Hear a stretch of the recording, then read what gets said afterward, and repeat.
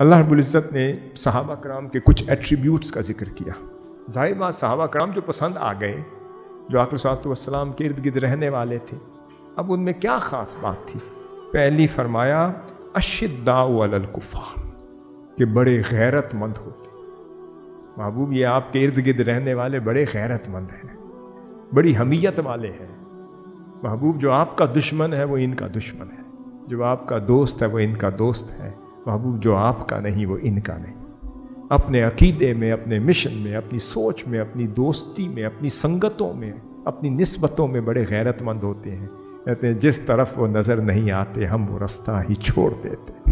کعبہ بنتا ہی اس طرف ہی ریاض، جس طرف وہ رخ موڑ دیتے ہیں. بات یہ ہے کہ جن کا سودا ہی رخ یار کے ساتھ منحصر ہوتا ہے، جس سمت میرے یار کا رخ چلا گیا وہی سمت ان کی ہو گئی. فرمایا اشداء علی الکفار، کہ حق کے معاملے میں کمپرومائز نہیں کرتے. جہاں حق ہو وہاں ڈھیلے ڈھالے نظر نہیں آتے.